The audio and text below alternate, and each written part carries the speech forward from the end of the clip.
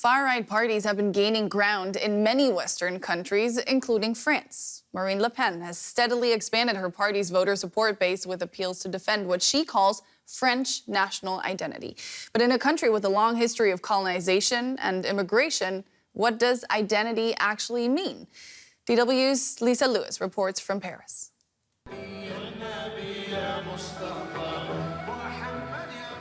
This theatre play highlights a dramatic episode in France's colonial history. After cracking down on uprisings in Paris and French-ruled Algeria in the late 19th century, France extradited insurgents to its territory, New Caledonia, in the South Pacific. Theatre director Abdelwaheb Sefsaf, who is French of Algerian descent, says relating such largely forgotten parts of the country's history is crucial to getting to the bottom of French identity and of his own. Telling these stories helps repair our collective memory. I think we suffer from the traumas of the parts of our history which we have forgotten. I'm 100% French, but I also need to own my personal history. As the son of immigrants, I am proud of this legacy and of the culture I have inherited.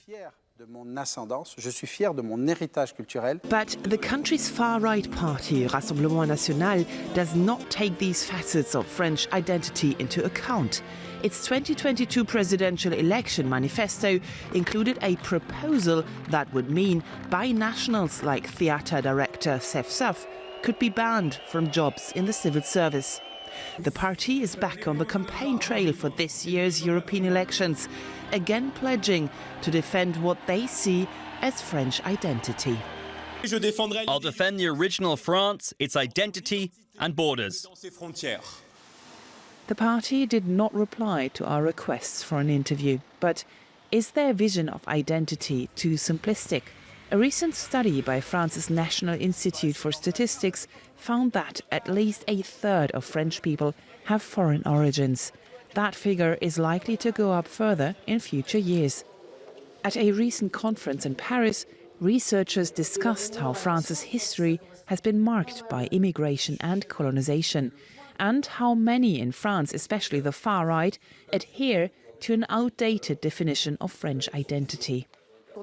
This narrative of what being French means stems from the 19th century and has not been updated since.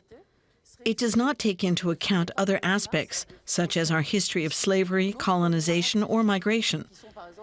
And it doesn't include people of color, such as many French living in overseas territories. This definition of being French does not correspond to reality. Theatre director Sefsaf thinks the country needs a new, more inclusive narrative of identity, and that cultural initiatives like this one can play an important role in creating it. France is our country. We need to construct it together and participate in defining its identity without denying our own. A shared identity is so much richer as it includes parts of each one of us. Sefsaf is already working on his next play in the hope that he might bridge some of the rifts that the far right is trying to deepen. Thibaut Madelin is a journalist for the French newspaper Les Échos and joins me now. Thibaut, how divisive are identity politics in France at the moment? Well, they've always been so, but obviously more now since the immigration law has been passed with the votes of the Rassemblement National. What's new in this law is really that there is a so-called préférence nationale, which means that French citizens have more right than foreign citizens or people with foreign origins. That's new, and that's always been a taboo until now among the established parties. And that's why the Rassemblement National called it an ideological victory. Now, we have to see it's divisive, but at the same time, and you can see it's divisive because many departments like counties refuse to apply some of the measures within the law. But at the same time, more than 70% of the French people support the law, and there are even more among Macron's supporters. Mm-hmm. Are the terms of this debate being set by the far right?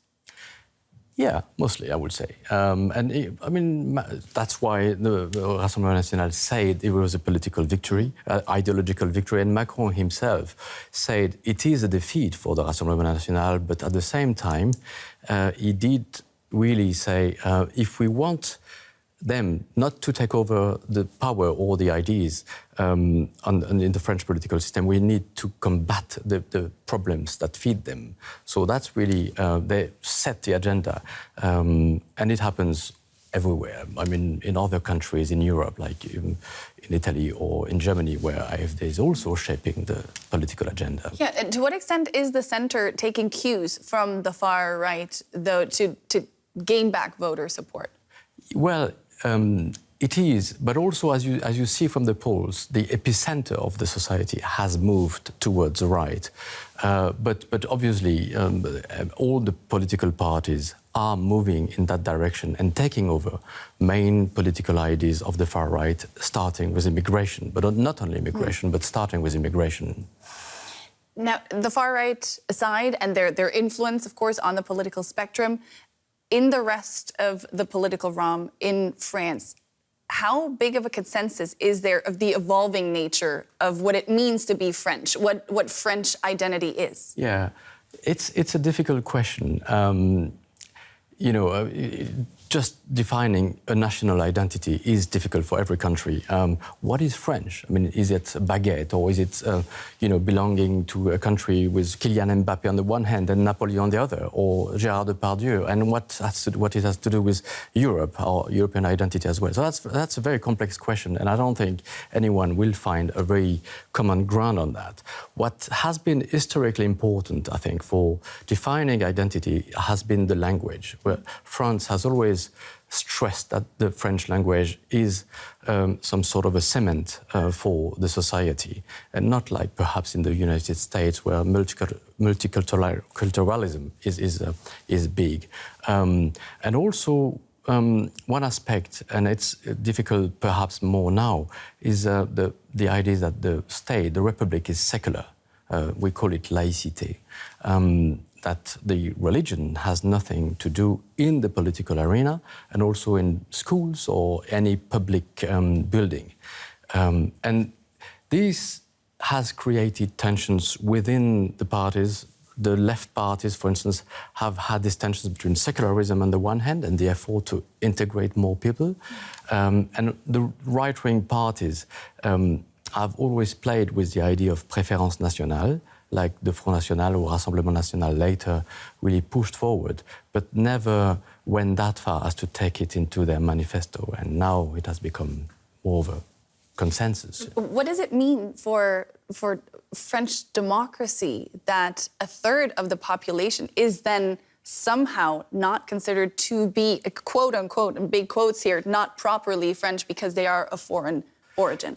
Yeah, I guess that's the main risk when you go into that sort of political fields, is stigmatizing people.